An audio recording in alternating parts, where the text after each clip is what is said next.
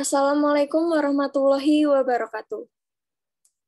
Perkenankanlah, kami dari kelompok 2 akan mempresentasikan hasil diskusi dari materi Sistem Informasi untuk Keunggulan Kompetitif.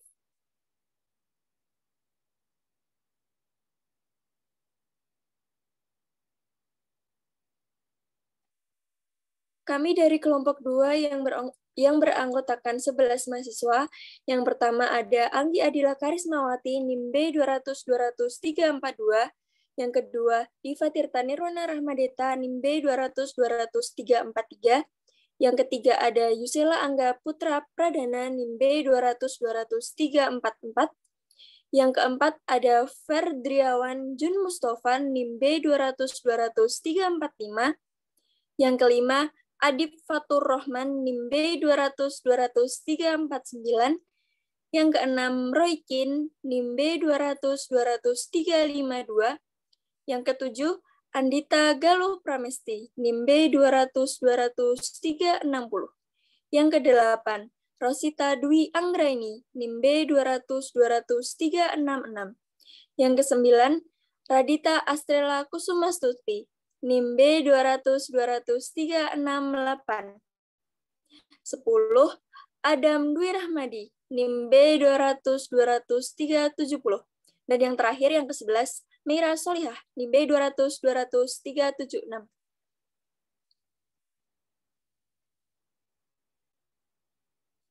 Di materi Sistem Informasi untuk Keunggulan Kompetitif ini, ada 7 topik pembahasan.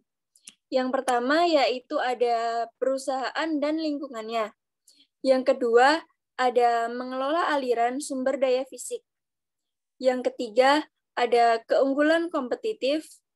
Yang keempat ada tantangan dari pesaing-pesaing global.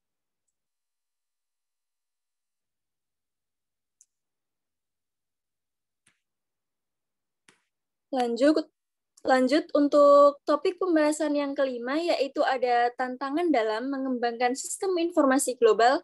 Yang keenam ada manajemen pengetahuan, dan yang terakhir, yang ketujuh itu ada perencanaan strategis untuk sumber daya informasi.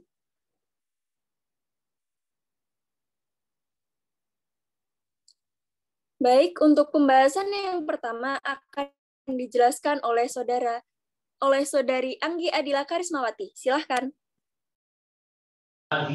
Baik, terima kasih untuk waktu yang diberikan. Yang pertama, saya akan menyampaikan materi tentang perusahaan dan lingkungannya. Di dalam perusahaan dan lingkungannya mencakup 3 hal, yaitu model sistem usaha perusahaan, perusahaan di dalam lingkungannya, dan aliran sumber daya lingkungan. Untuk yang pertama, ada model sistem umum perusahaan. Model sendiri diartikan sebagai rencana, representasi, atau definisi yang menjelaskan tentang suatu objek atau konsep yang seringkali disederhanakan atau idealisasi. Sedangkan model sistem umum perusahaan adalah pendekatan yang dilakukan berdasarkan penggunaan komputer dalam suatu bisnis yang mencakup semua informasi di segala jenis organisasi dan sarana yang digunakannya. Perusahaan seringkali menggunakan model sistem informasi fisik dan konseptual. Kemudian di dalam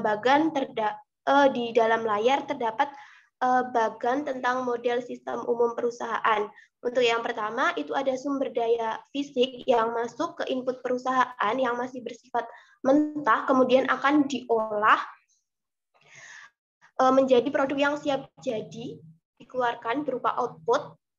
Kemudian ada sumber daya virtual, yaitu berupa data yang kemudian akan diolah menjadi informasi yang kemudian digunakan untuk proses pengambilan keputusan. Kemudian ada juga unsur-unsur yang memungkinkan untuk mengendalikan operasinya sendiri di dalam perusahaan, seperti standar kinerja, manajemen, dan pemrosesan informasi. Manajemen dalam pembuatan keputusan itu harus dipandu oleh standar-standar kinerja sehingga dapat diketahui apakah kinerja itu sesuai dengan yang diharapkan atau tidak. Bisa di next.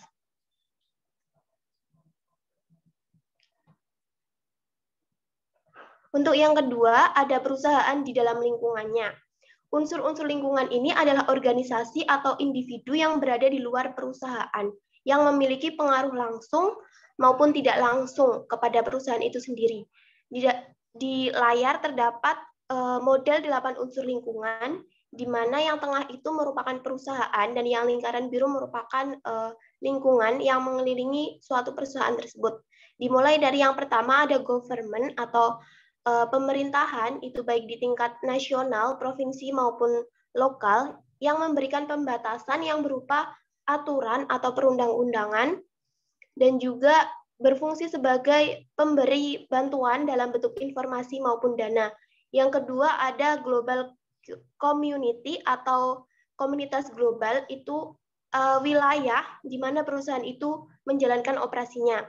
Yang ketiga ada customer atau pelanggan, yaitu orang yang membeli dan menggunakan barang dari suatu perusahaan secara terus-menerus.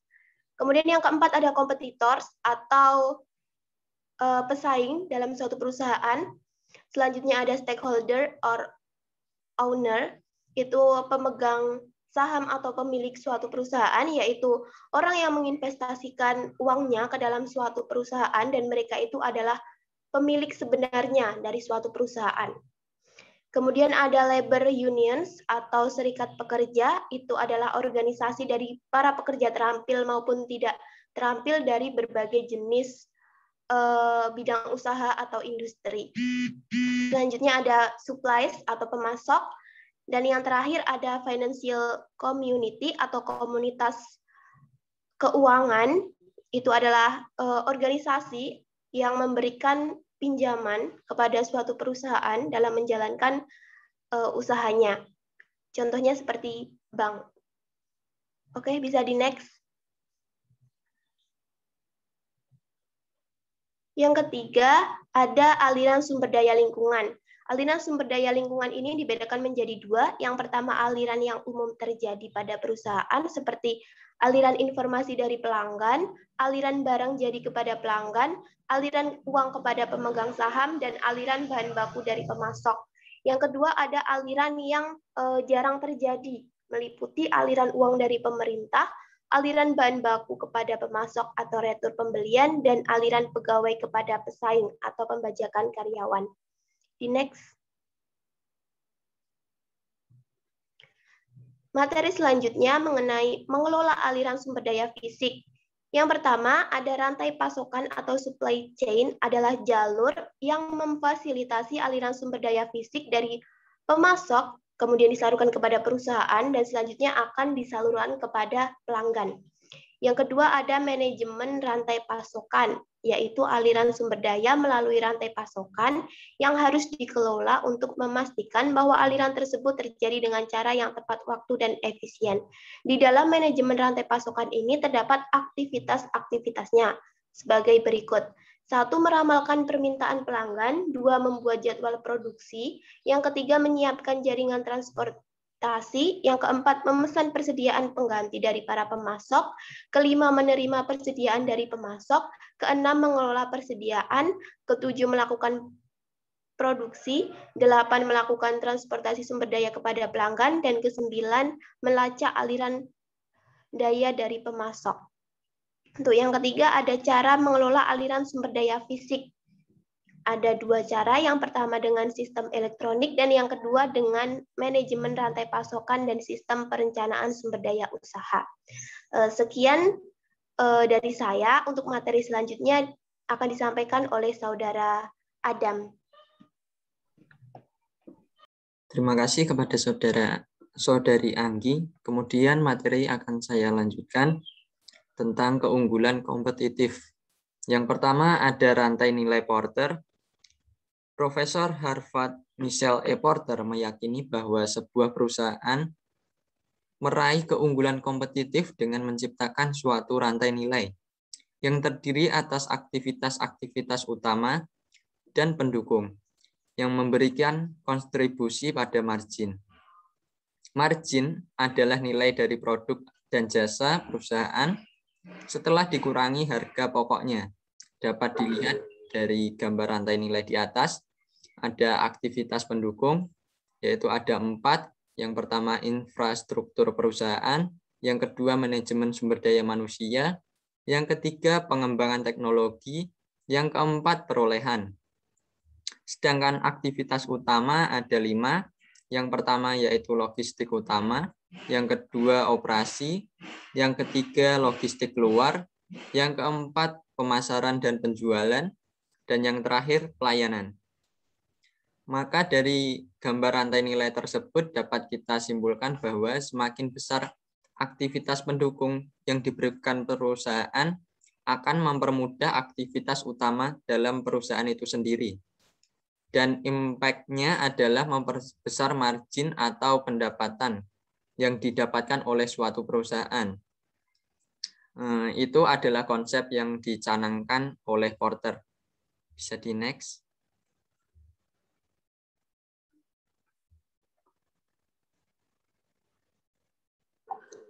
Selanjutnya yang kedua, ada 3 dimensi keunggulan kompetitif.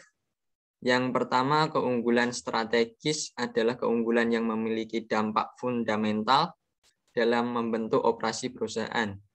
Yang kedua, ada keunggulan taktis, dapat diperoleh ketika perusahaan tersebut mengimplementasikan strategi dengan cara yang lebih baik dari para pesaingnya. Contohnya, perusahaan meningkatkan layanan pelanggan dengan menawarkan kepada pelanggan akses langsung ke informasi. Dan yang ketiga, keunggulan operasional adalah keunggulan yang berhubungan dengan transaksi dan proses sehari-hari. Itu sebagai contoh suatu situs web yang mengingatkan pelanggan dan presensi mereka dari transaksi masa lalu akan mencerminkan suatu keunggulan operasional. Next.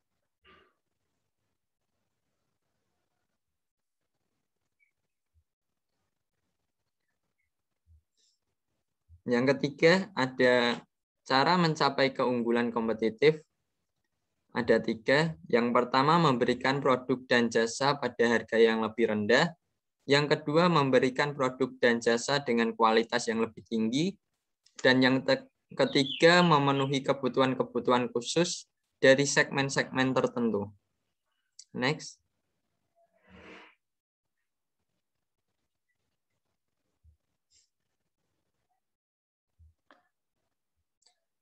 Tantangan dari pesaing-pesaing global ada 3. Yang pertama, kebutuhan khusus untuk memproses informasi di perusahaan multinasional.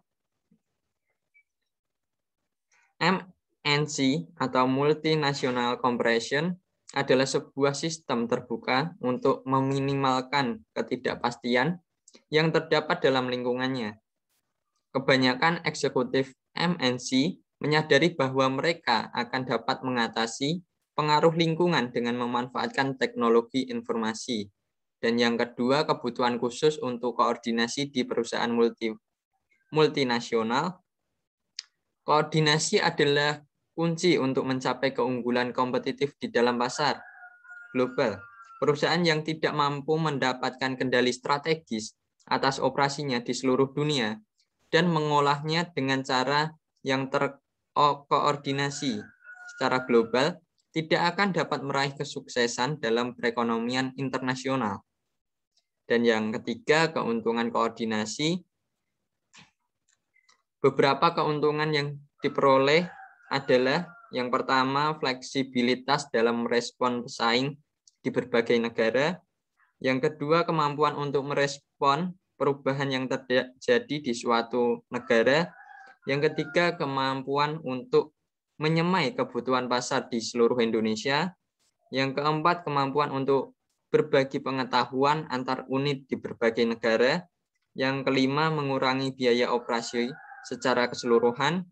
Yang keenam, meningkatkan efisiensi dan efektivitas dalam pemenuhan kebutuhan pelanggan. Dan yang terakhir, kemampuan untuk meraih dan mempertahankan keragaman produk perusahaan, dan juga bagaimana produk diproduksi dan didistribusi. Next. Materi selanjutnya akan dibawakan oleh Saudara Ferdi.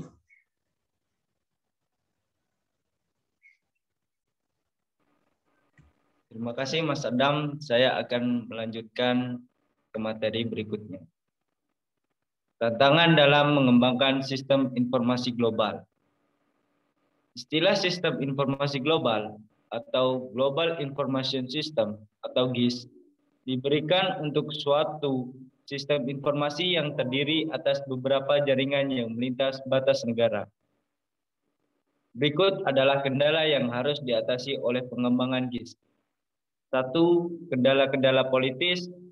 2. Rintangan budaya dan komunikasi. Pada rintangan budaya dan komunikasi terjadi 3 pembatasan, yakni pembatasan pembelian dan impor perangkat keras, pembatasan pemrosesan data, pembatasan komunikasi data. 3. Masalah-masalah teknologi. Yang keempat, kurangnya dukungan dari manajemen anak perusahaan. Next, Mbak.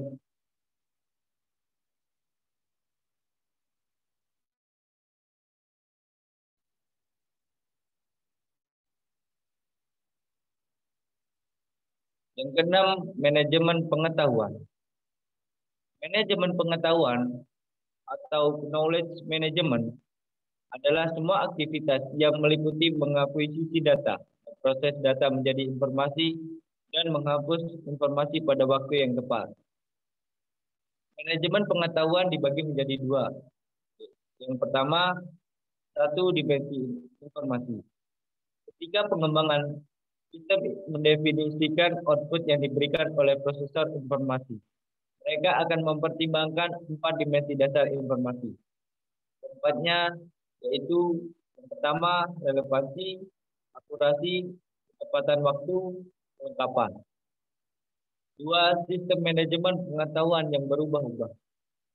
Sistem informasi awal serta peranti lunak dan keras yang tidak sesuai atau hanya sesuai secara parsial dengan teknologi informasi terkini disebut sistem warisan. Next akan dilanjutkan oleh Mbak Diva. Oke, terima kasih. Untuk subbab yang selanjutnya yaitu ada perencanaan strategis untuk sumber daya informasi. Jadi, perusahaan-perusahaan pertama yang menggunakan komputer itu menempatkan tanggung jawab pengelolaan sumber daya informasi di tangan sebuah unit khusus. Unit khusus ini terdiri atas para profesional informasi. Nah, unit khusus ini itu biasa disebut sebagai layanan informasi atau information service. Peran dari layanan informasi ini yaitu sebagai suatu area bisnis yang utama.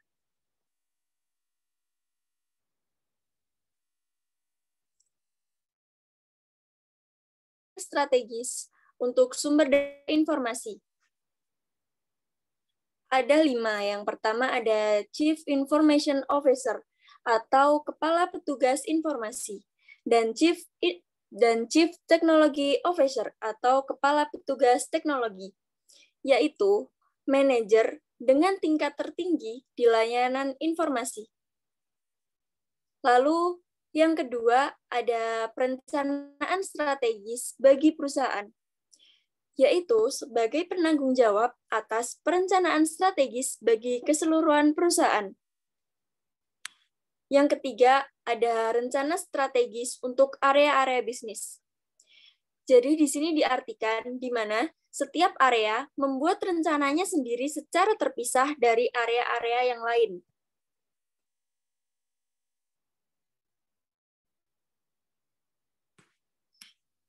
Lanjut untuk yang keempat, yaitu ada perencanaan strategis untuk sumber daya informasi atau Strategic Planning for Information Resource, yaitu mengembangkan rencana strategi secara paralel bagi layanan informasi dan juga bagi perusahaan. Lalu yang terakhir, yang kelima, itu ada kandungan inti rencana strategis sumber daya informasi. Nah, di poin ini itu ada 2 poin utama, yaitu yang pertama ada sasaran yang akan dicapai oleh setiap kategori sistem sepanjang periode waktu yang telah dicakup oleh rencana. Poin yang kedua yaitu ada sumber daya informasi yang dibutuhkan untuk mencapai sasaran tersebut.